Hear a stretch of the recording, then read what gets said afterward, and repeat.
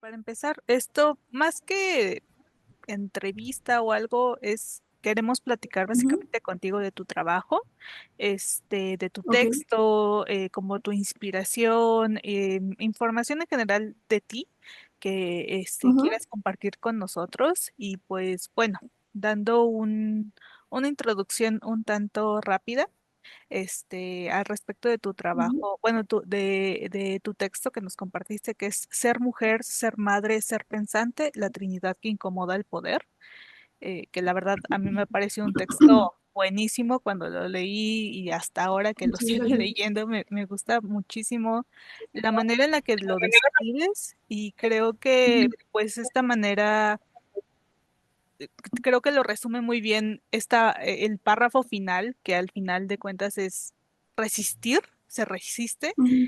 Y pues eso, que nos puedas compartir un poco al respecto de qué es lo que te inspiró para este texto, qué es lo que como que quieres em, resaltar de este mismo. Creo que tal vez es un texto muy personal, o al menos así lo percibí yo. Ujú. Y pues bueno, te doy la palabra completamente a ti.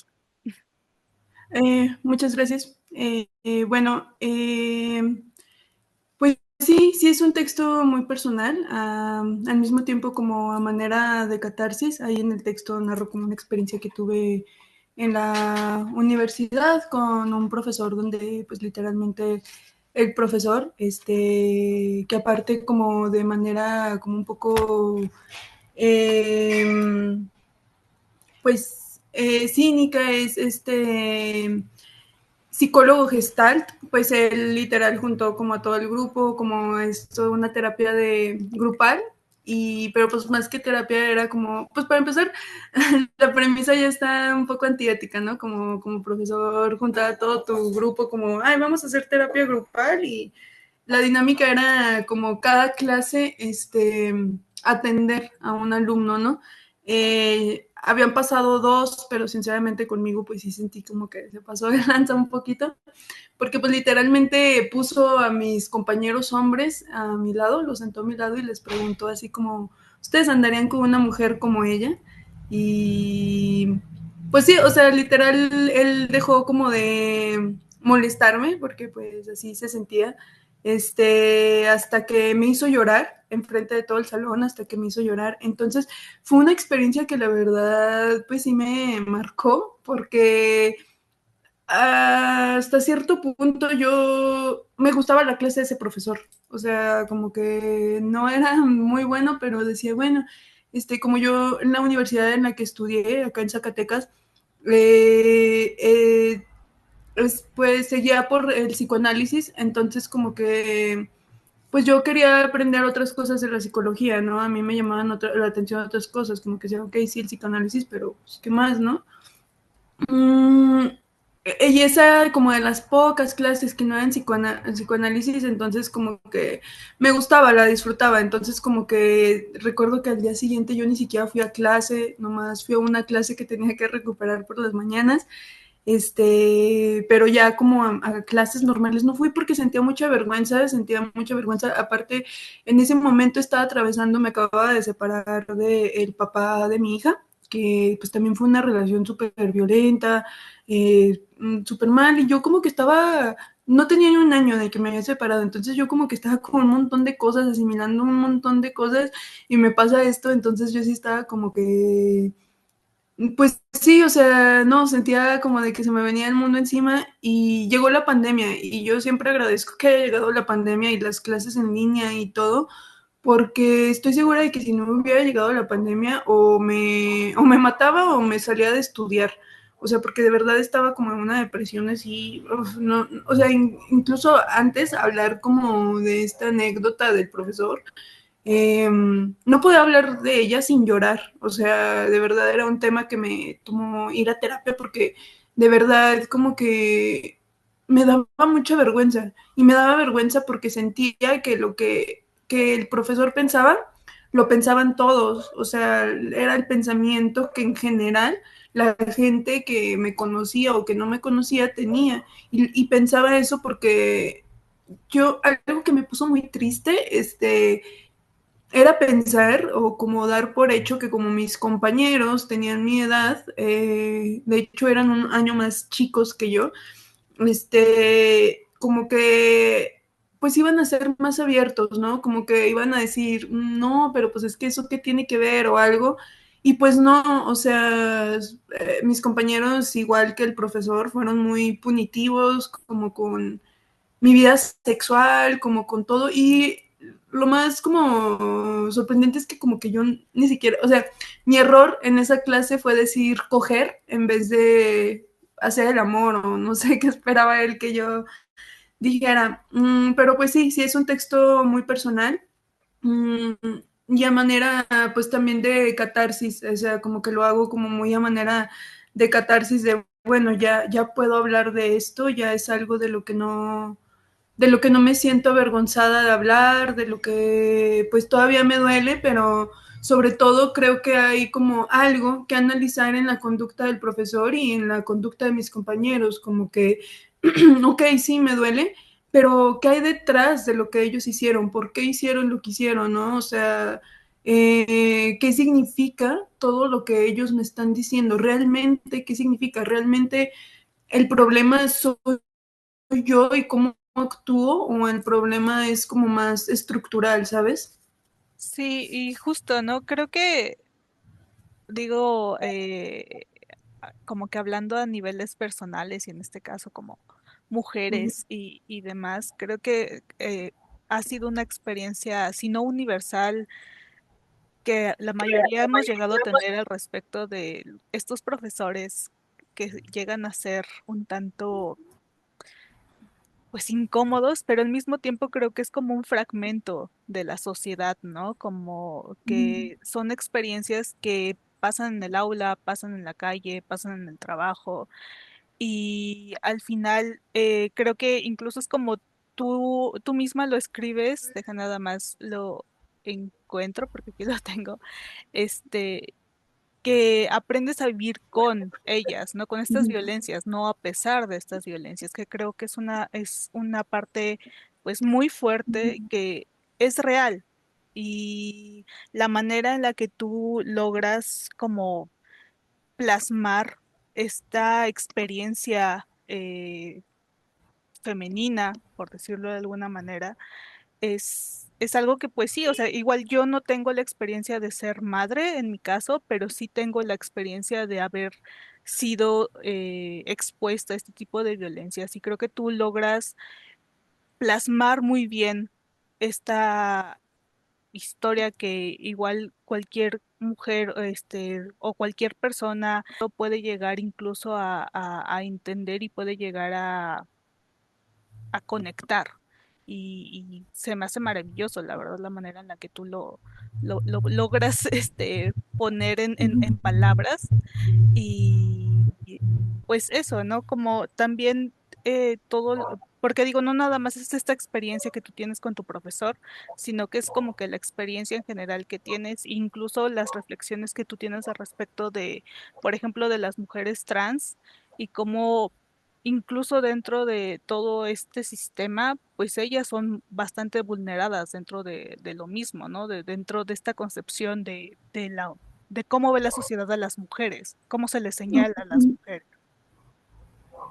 Sí, claro, o sea, creo que sobre todo, más que odiar a las mujeres, odian lo que esté relacionado con la mujer, ¿sabes? O sea, es un odio como, pues sí, o sea, encarnado a lo femenino, no tanto como a la figura de la mujer, sino a lo que la mujer representa, a lo que significa ser mujer, y a cuando sobre todo no cumples con ese deber ser de mujer. Por ejemplo, en el texto también como que algo como que justamente hoy en la mañana pensaba en eso, como que algo que frustra mucho es como que el hecho de ser mamá te despersonaliza por completo. O sea, tu personalidad es ser mamá, tu meta debe de ser mamá y tu logro es ser mamá.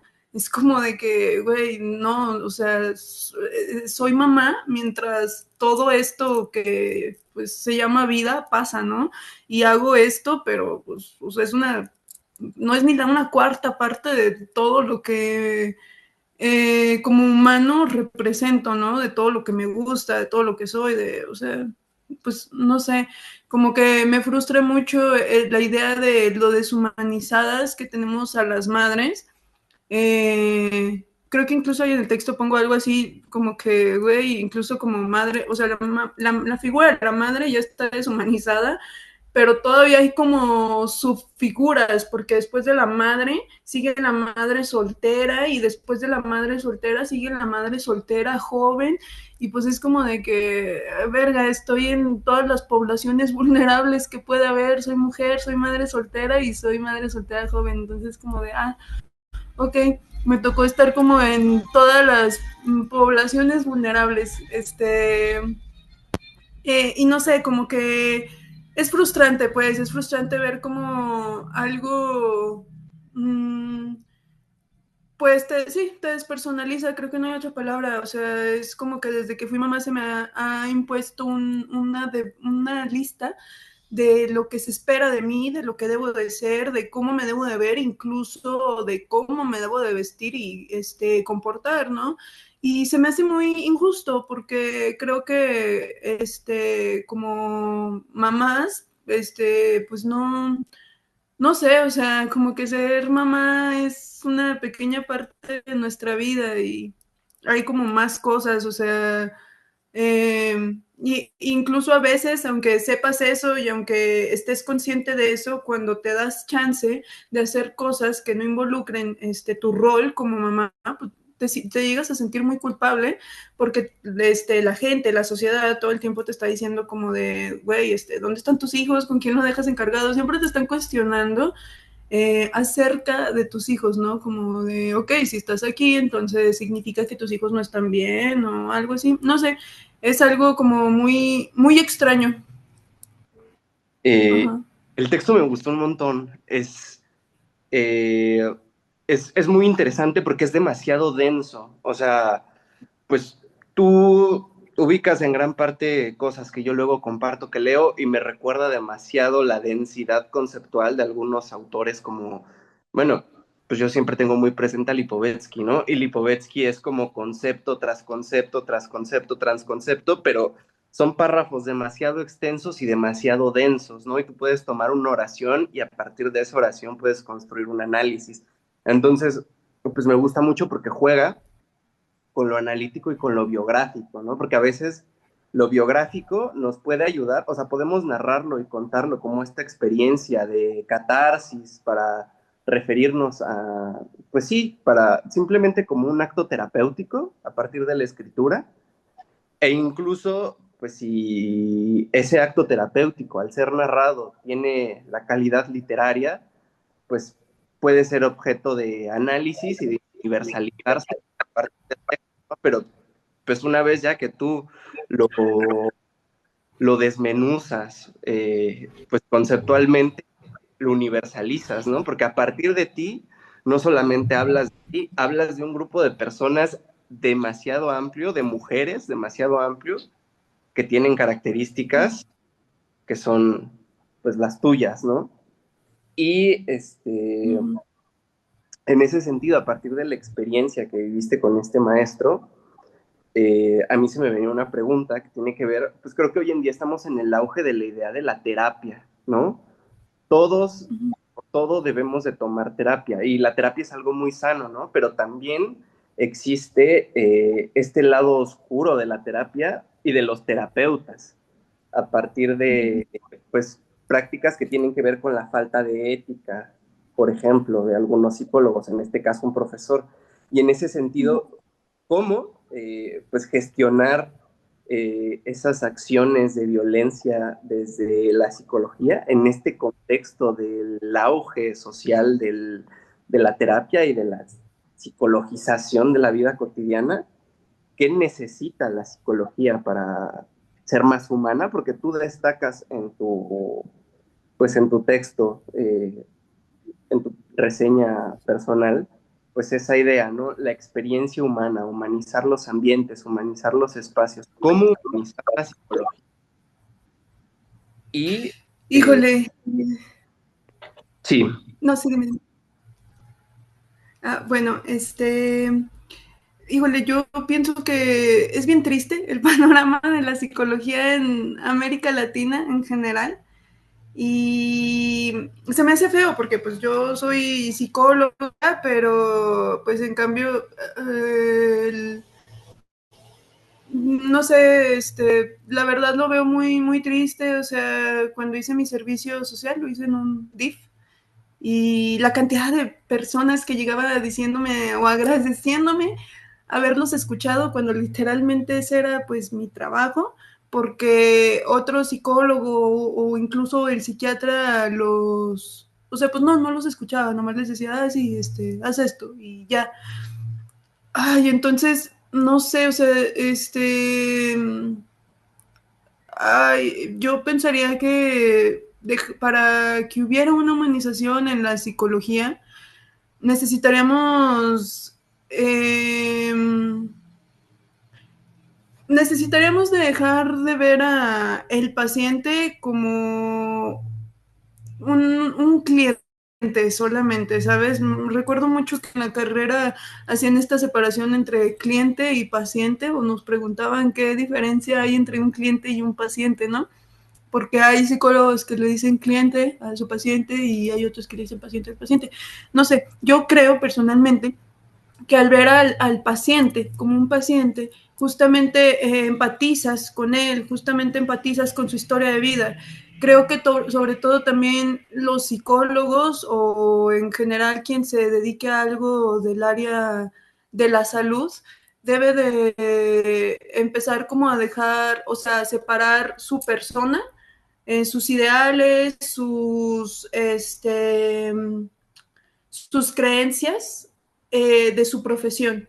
Creo que un psicólogo debe de ser una persona como, ahora sí, como si fueras un papel en blanco que el paciente tenga que como ir llenando.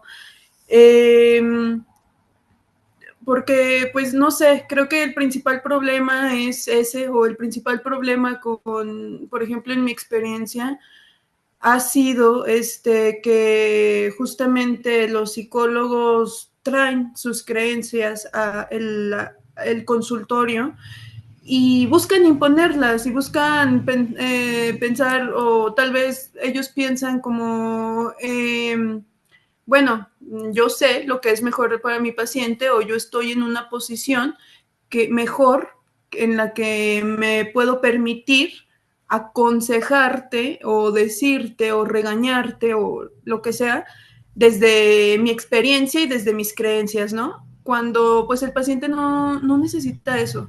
Creo que el paciente lo que necesita es ser escuchado, hacer catarsis, y a través de esa catarsis el psicólogo guiarlo o llevarlo a que el paciente solo tenga una realización de lo que sea que necesite darse cuenta, ¿sabes? O sea,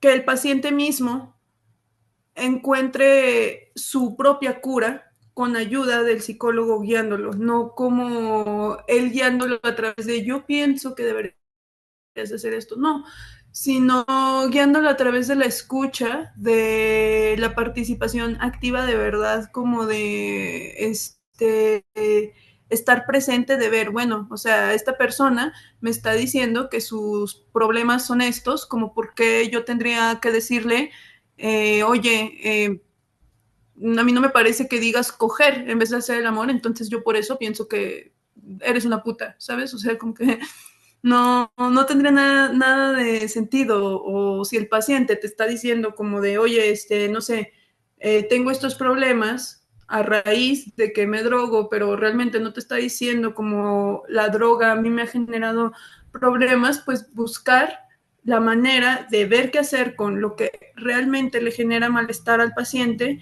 y después buscar una manera de que el paciente mismo se dé cuenta qué es lo que genera o la raíz de sus problemas, que puede ser la droga, ¿no? No sé si tenga sentido lo que dije, no sé si, pues sí, tenga sentido, pero eso sería para mí como lo que se necesitaría en la psicología para, pues, que sea más humana. Sí, sí, sí, tiene todo el sentido.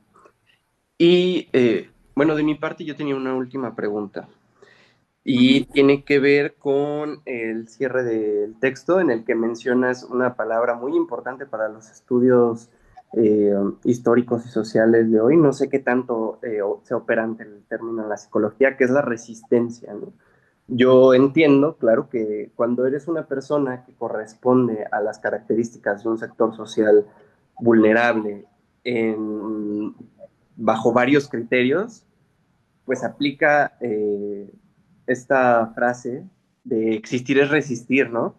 Pero al mismo tiempo, eh, entendiendo que sí, existir es resistir, también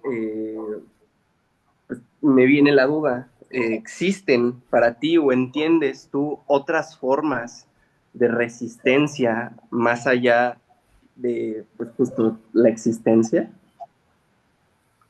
Mm, pues sí, por ejemplo, para mí una forma de resistir justamente a esto que les decía como de toda tu personalidad se resume en ser mamá, pues es justamente yo no dejar de explorar lo que a mí me gusta, así lo deje el día de mañana como de, bueno, hoy tengo ganas de hacer un collage, pero ya mañana me dio huevo, pues para mí es una forma de resistencia porque pues estoy haciendo algo que es para mí, solamente para mí. Un poco egoísta, no sé, pero pues es que yo creo que, ay, no, pues la crianza es algo bien complejo, que para empezar, y siento que yo he sido muy privilegiada. Yo he sido muy privilegiada porque he tenido apoyo desde la familia paterna de mi hija hasta mis papás, mis hermanos, todos, pero me pongo a pensar que hay morras que neta, pues están solas, ¿no? O sea, que tienen que trabajar, no tienen con quién dejar a los niños, etcétera. Y yo sé que yo hablo desde este privilegio de, bueno, yo tengo quien me la cuide y yo puedo hacer estas cosas, pero pues sí, desde este privilegio, pues por ejemplo, para mí resistir sería hacer cosas para mí, hacer cosas que para mí no involucren ni estar como generando dinero, ni estar como viendo si lo hago bien o mal, simplemente hacer cosas que yo tenga ganas de hacer, que yo quiera hacer, que yo quiera probar, que yo pues sienta que puedo eh, llegar a alguien a través de ellas. Y justo también es como algo por lo que escribo, porque digo, no sé, a lo mejor alguien conecta con esto, alguien se siente igual y empieza también a hacer cosas por sí, porque creo que cuando yo estaba en esa situación, a mí me hubiera gustado escuchar como la anécdota de otra mamá que me hubiera dicho, güey, no, no te agüites, o sea, no pasa nada, no eres mala madre, no eres puta, no eres esto, ¿sabes? No sé, para mí esa sería es una forma de resistir, como seguir creando, seguir haciendo como actividades que son exclusivamente para mí. Sí, y bueno, ¿ya me escuchó? Bueno, Sí, precisamente te iba a comentar que me parece de un poder enorme el que puedas expresar cómo desde, bueno, en tu texto dices, desde los cuerpos cansados, señalados y mayugados, aún así encuentras resistencia. O sea, eso me parece muy fuerte, la verdad, porque no soy mamá, no soy mamá soltera, pero aún así en algún punto llega a conectar con tu texto, porque somos mujeres y porque estamos cansadas y porque vivimos en un sistema de violencia.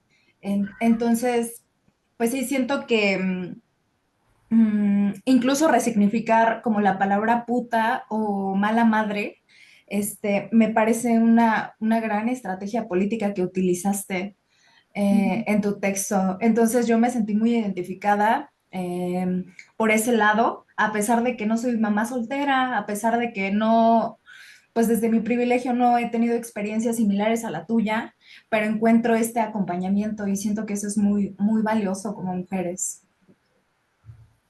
Muchas gracias. También creo que es algo como de lo que trataba con el texto, como de justamente sensibilizar a quien no es mamá o a quien no ha pasado por una experiencia así o a quien incluso ha presenciado experiencias así, ¿no? Como de, güey, pues tal vez tú no sé, dices cosas como de, bueno, no tú, ¿verdad? Pero como en general la gente, como de, ay, güey, yo no te voy a ceder mi asiento porque pues no es mi culpa que hayas cogido con un güey sin carro, cosas así que luego ves en los memes o Fiona Buchona, ¿no? Este, y como ponerte a pensar, o sea, como que la gente se ponga a pensar ya cuando escucha esto de alguien como cercano, como su experiencia, pues te das cuenta que eso duele, ¿no? Que eso realmente te cataloga, te encierra, te pone pues esto es lo que se espera de ti y esto es lo que tienes que hacer. Y que la gente se sensibilice a partir de un texto, a partir de, pues, lo que alguien más dice, pues también es algo como muy bonito de ver, porque creo que así, pues, no sé, antes de compartir un meme de Fiona Buchona, pues, no sé, pueden decir, güey, realmente tengo una prima, porque de seguro todos tienen a un familiar que es mamá o mamá soltera o está en una situación similar, ¿no? Donde no está el papá de sus hijos o es mamá joven o incluso como una situación de justamente como ahora sí de señalamiento, ¿no? De, te señalo por hacer estas cosas, como de que la gente que no está viviendo con eso empatice, pues se me hace muy, muy chido. Creo que está muy padre como haber logrado eso, porque pues aunque el fin principal era más que nada que las personas que son similares a mí, que están viviendo por cosas similares a las que yo he vivido, se sientan acompañadas, pues creo que el texto en sí encuentra otro fin y cumple otro fin cuando gente justamente como ustedes que no comparten este tipo de experiencia, pues logran empatizar y logran decir, güey, sí es cierto, qué pedo.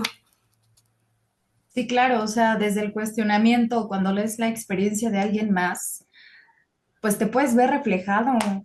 Entonces, eso me parece muy valioso, la verdad. O sea, el cómo convergemos en un mismo punto a pesar de tener vidas totalmente diferentes, el cómo vivimos en un sistema violento y el cómo cuestionar es el motor de cambio.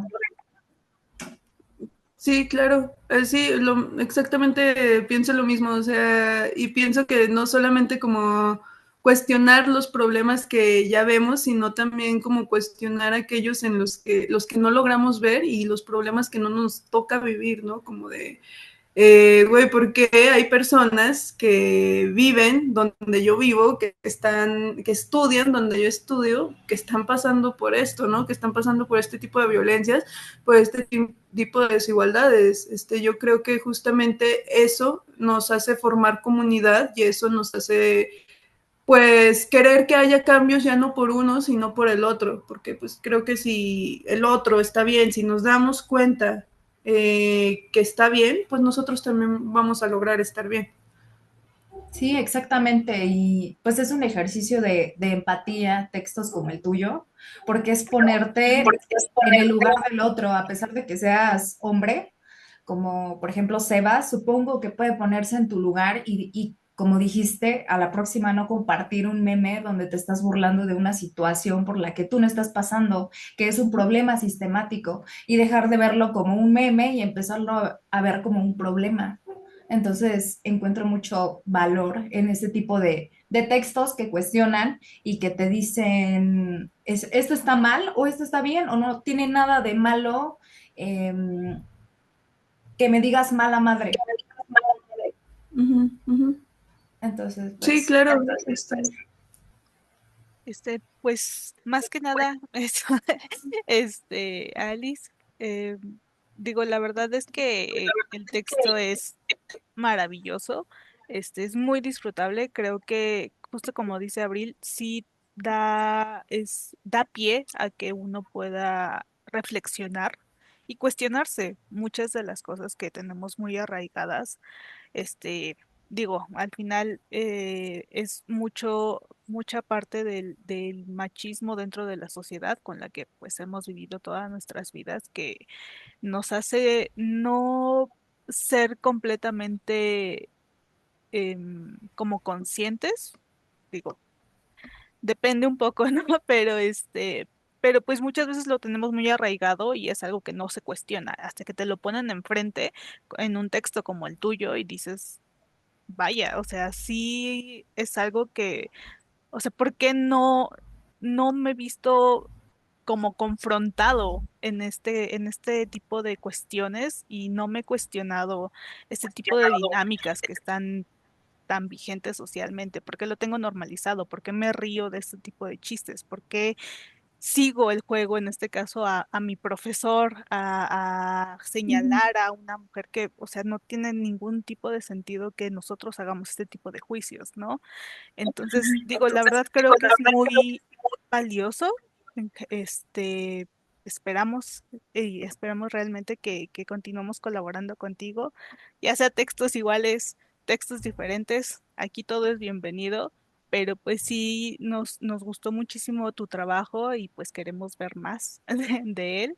Y pues digo, nosotros estamos aquí completamente abiertos a seguir colaborando contigo y agradecerte, sobre todo en este caso, por colaborar en esta primera edición y pues por permitirnos robarte un poquito de tu tiempo en este momento para tener esta plática y poder saber más sobre ti y sobre tu trabajo.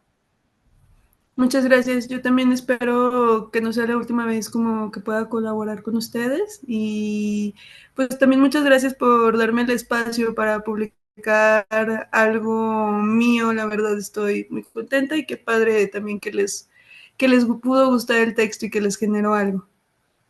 Sí, claro, y fue de mucho valor, o sea, y para las personas que lo lean va a ser de mucho valor también. Entonces, pues muchas gracias por compartirlo y pues sí, esperemos en otro momento volver a vernos y seguir platicando y cuestionándonos. Muchísimas gracias y bueno, nos Muchas despedimos. gracias. Espero lo Bye. mismo. Que estés muy bien, Alice, y bueno, ahí estaremos publicando tu Bye. texto. Muchas gracias. Gracias igualmente. Bye bye. Bye.